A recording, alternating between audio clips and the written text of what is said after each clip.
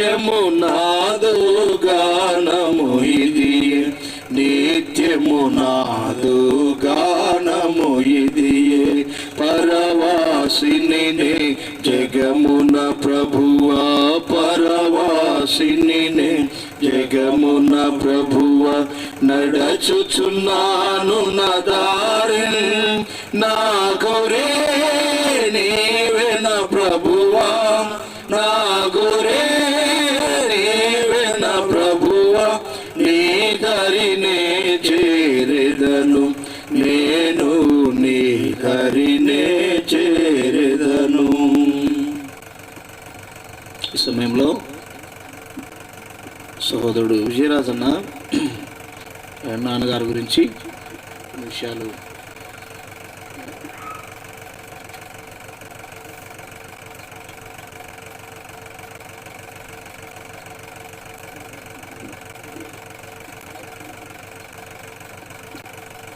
ఈ సమయంలో సోదరు విజయరాజన్న మరి జాషువా అంకులకు మరి పెద్ద కుమారుడు మరి వాళ్ళ నాన్నగారి గురించి కొన్ని మాటలు క్లుప్తంగా ఒక 5 నిమిషాలు సాక్ష్యం చెప్తాడు. చాలా శ్రద్ధగా విందాం.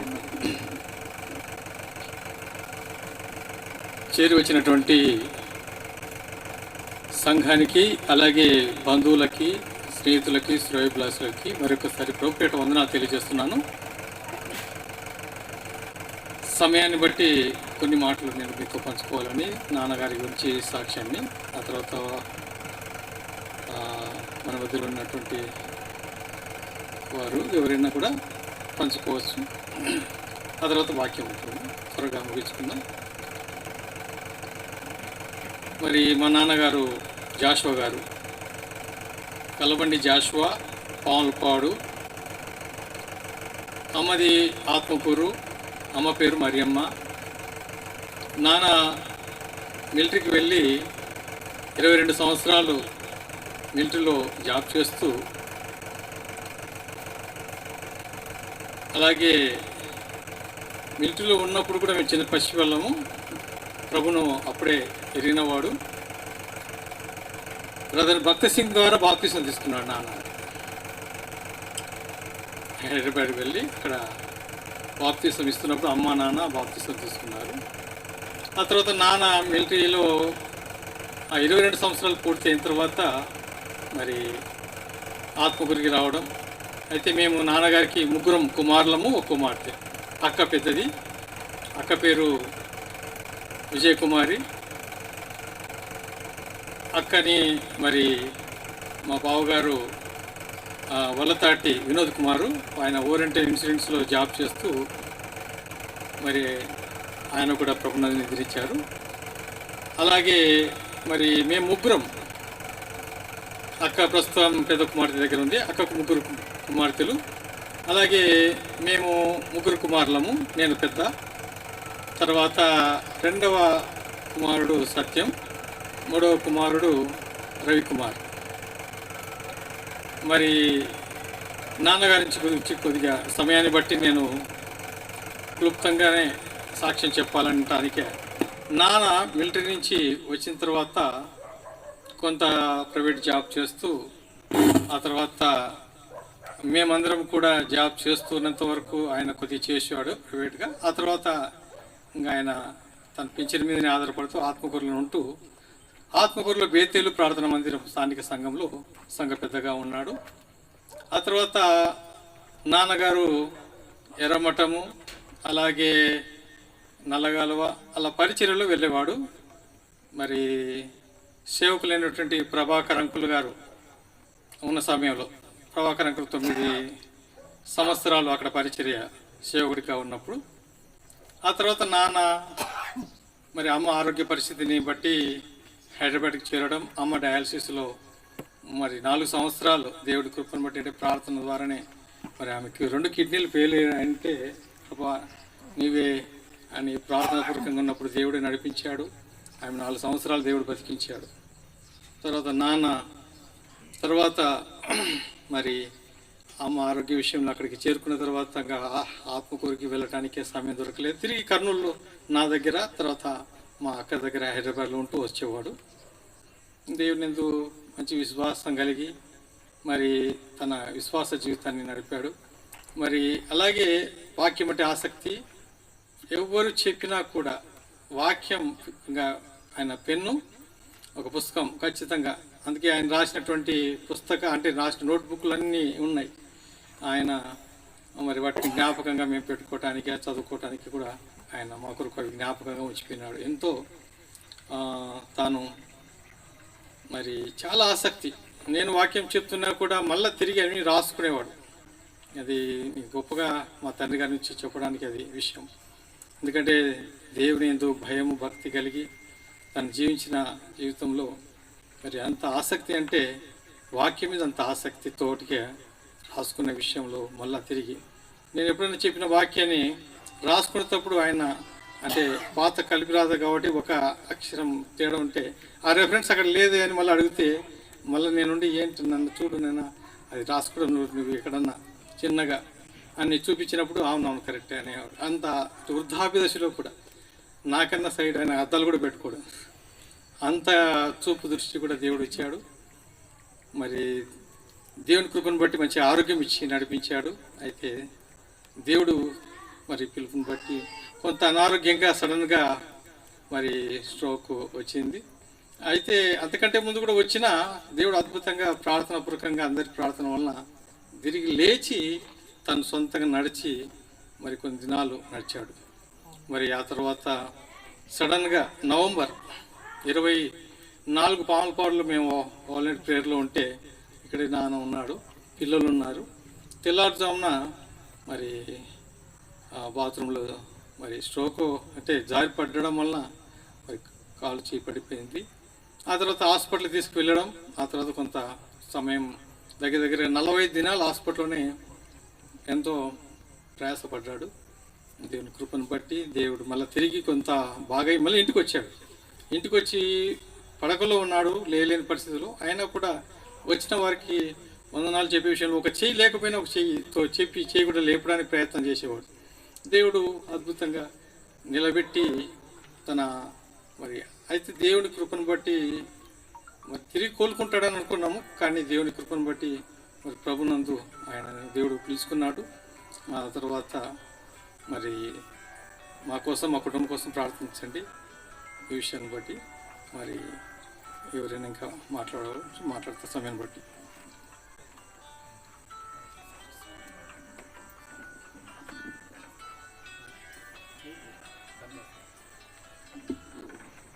ధనరాజ్ సార్ గారు రండి, స్టేజ్ మీదకి వచ్చి కొన్ని విషయాలు పంచుకోండి.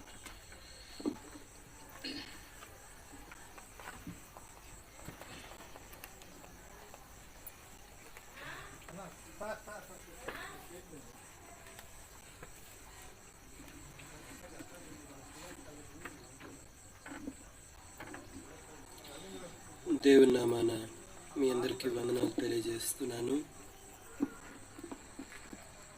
ఈరోజు ఈ విధంగా మనం కలబండి జాషువా గారు ఆయనను స్మరించుకుంటూ ఇన్ మెమరీ ఆఫ్ హిమ్ ఈ విధంగా మనం ఈరోజు ఇక్కడ చేరుకున్నాము. ఒక వాక్య భాగాన్ని నేను చదవాలనుకుంటున్నాను. కోర్స్ ఈ వాక్య భాగం ఇక్కడ వ్రాయబడి ఉంది. పౌలు గారు తిమోతికి రాసినటువంటి 2వ పత్రిక 4వ అధ్యాయంలో 7-8 వచనాలు నేను చదువుతున్నాను. మంచి పోరాటము పోరాడి తిని, నా పరుగు కడముట్టించి తిని, విశ్వాసము కాపాడుకొంటిని. ఇక మీదట నా కొరకు నీతి కిరీటం ఉంచబడి ఉన్నది. ఆ దినమందు నీతిగల న్యాయాధిపతి అయిన ప్రభువు అది నాకు మాత్రమే కాకుండా తన ప్రత్యక్షతను ఆపేక్షించు వారికి అందరికీ అనుగ్రహించును. జాషువా గారి గురించి చెప్పాలంటే నాకు సార్ ఒక 5 years నుంచి అప్రాక్సిమేట్గా తెలుసు, పరిచయం ఉంది. ప్రత్యేకంగా విజయరాజ్ సార్ తోటి ఉన్నటువంటి అనుబంధాన్ని బట్టి నేను సార్ వాళ్ళ ఇంటికి వెళ్ళిన ప్రతిసారి కూడా నాతో చాలా చక్కగా మాట్లాడేవాళ్ళు. అంటే ఇప్పుడు మనం చదివినటువంటి ఆ విశ్వాసం అన్నటువంటి దానిలో నేను ఎక్కువ చూసేవాడిని. ఇప్పుడే మనం విన్నాము, ఆయన ఎప్పుడూ ఈ రాయడం అనేటువంటిది ఒక మంచి హ్యాబిట్ అన్నమాట. నేను రీసెంట్గా ఒక బుక్ చదువుతున్నప్పుడు కూడా ప్రస్తుత జనరేషన్తో సమస్య ఏంటంటే వాళ్ళంతా సెల్ ఫోన్లో చూస్తారు, రాయటం అన్నది తెలియదు. కానీ మనకు వాక్యం అనేది వ్రాయబడింది. వ్రాయటం అన్నటువంటిది చాలా విలువైనటువంటిది అనమాట, చాలా ఇంపార్టెంట్. అయితే ఆయన ఎప్పుడు కూడా ఎంతో జాగ్రత్తగా రాసేవాడు, అంత ఓపిక, అంత ఆసక్తి అనమాట. వాక్యం అంటే నా గురించి చాలాసార్లు అడిగేవాళ్ళు సారు, నేను పోయినప్పుడు ఆప్యాయంగా మాట్లాడేవాళ్ళు. సార్కి బాగలేనటువంటి ఆ దినాల్లో ఇక్కడ ఈ గృహంలో ఉన్నప్పుడు చూడటానికి వచ్చినప్పుడు అప్పుడు కూడా నన్ను గుర్తుపెట్టి నాకు విష్ చేయడానికి ఎంతో ప్రయాసపడ్డారు, నేను చూశాను అది. కానీ ప్రియమైన మిత్రులారా,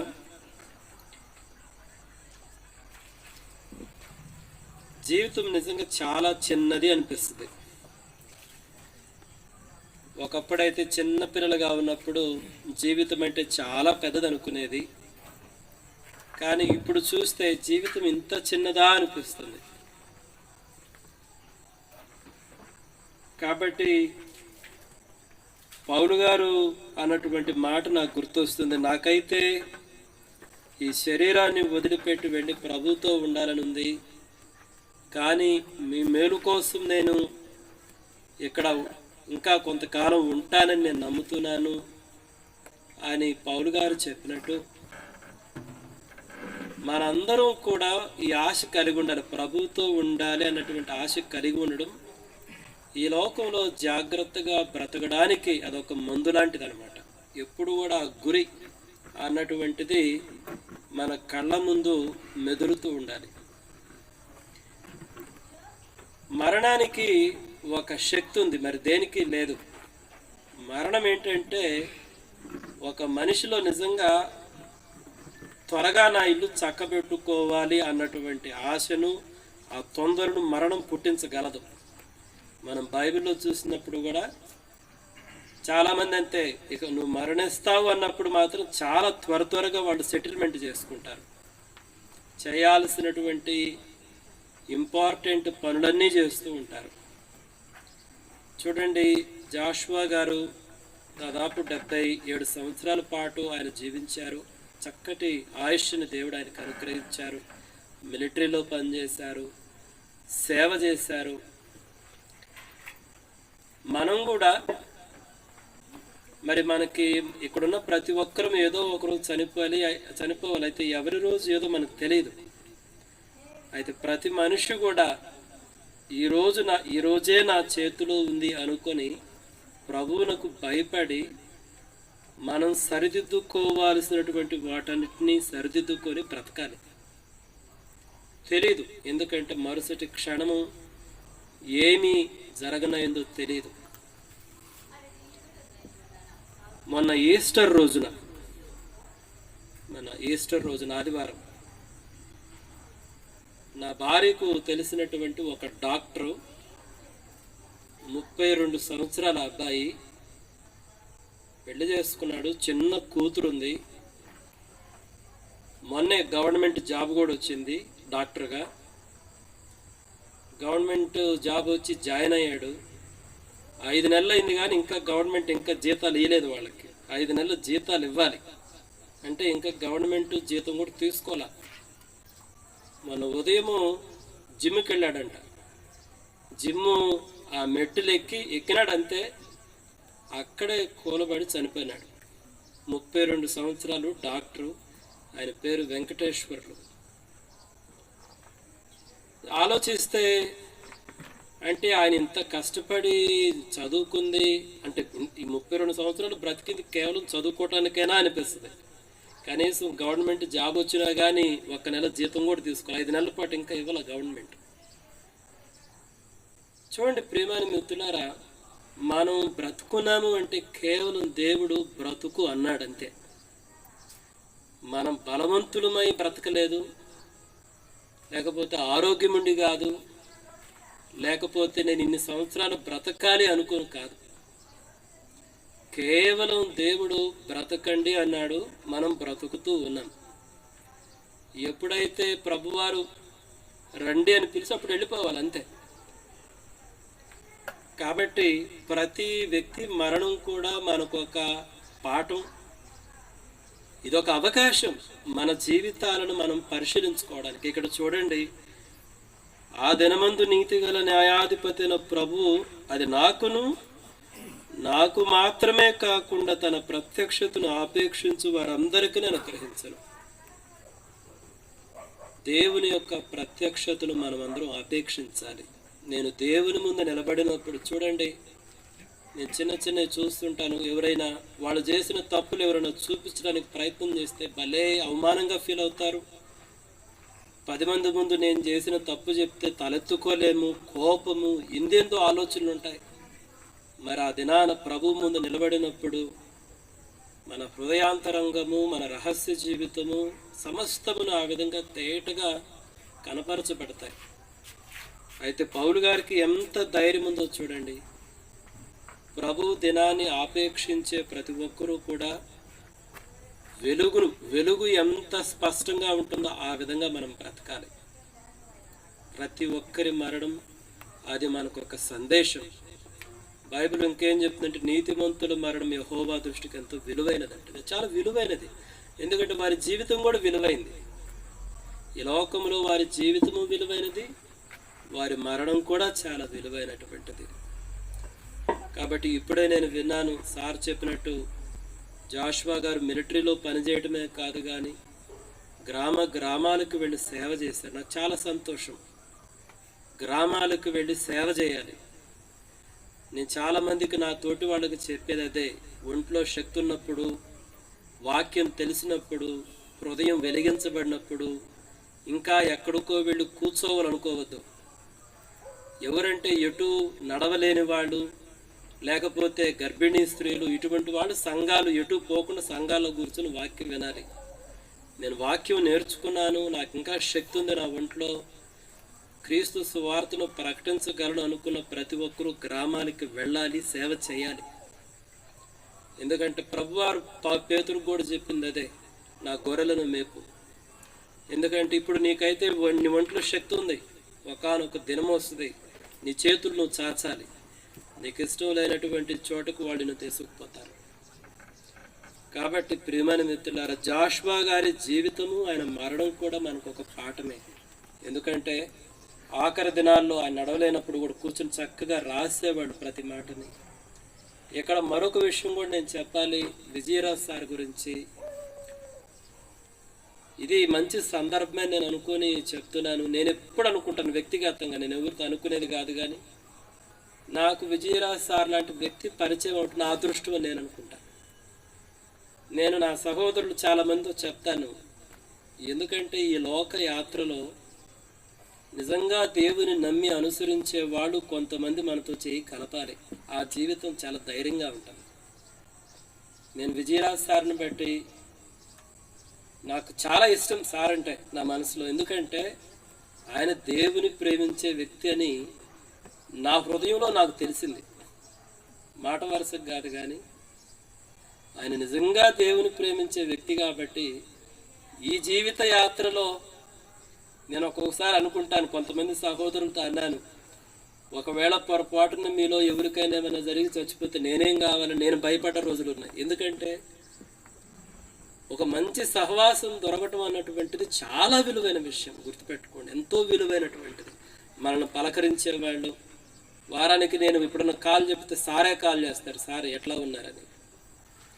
అంత మాత్రమే కాదు కానీ వాళ్ళ తండ్రి గారికి ఎంత గొప్పగా సేవ చేశారంటే నాకు చెప్పేవాడు, సార్ చిన్నప్పుడు మా నాన్న నాకెంత సేవ చేసినాడో ఇప్పుడు నేను ఆయనకి సేవ చేస్తుంటే నాకు చాలా సంతోషం ఉందన్న. ఆయన భారంగా ఎప్పుడు ఫీల్ అయినట్టు నేను అనుకోలేదు. నేను నా భార్య చాలాసార్లు డిస్కస్ చేసుకున్నాను, సార్ను చూసావా ఎలా మాట్లాడుతున్నారో అని. తల్లిదండ్రులకి ఆ విధమైన మనస్సు తల్లిదండ్రుల పట్ల ఉండాలి పిల్లలకి. అదే జీవితానికి అర్థం. మనం ఎంత చదివామన్నది కాదు, ఎంత డబ్బులు ఉన్నాయన్నది కాదు, ఒక మనిషిగా అర్థవంతంగా బ్రతికేమా లేదా అన్నటువంటిదే మన జీవితానికి అర్థాన్ని ఇస్తుంది. కాబట్టి నా ప్రియమైన సహోదరులారా, నేను ముగిస్తున్నాను. మరొకసారి జాషువా గారిని బట్టి దేవునికి నేను వందనాలు తెలియజేస్తున్నాను. ఆయనైతే ఇప్పుడు ప్రభువారితో ఉన్నారు, అది వాస్తవం. ప్రభువారితో ఉండడం అన్నటువంటిది చాలా శ్రేష్టమైన విషయము. ఆఖరి కొద్ది దినాలైతే జాషువా గారు చాలా ఇబ్బంది పడ్డారు. నేనైతే అదే అనుకుంటాను, మంచంలో ఉండి ఇబ్బంది పడటం కన్నా దేవుని దగ్గరకు వెళ్ళటమే మేలు అనుకుంటాను నా వ్యక్తిగతంగా. అయితే మనలో ఎవరికైనా అదే మేలు.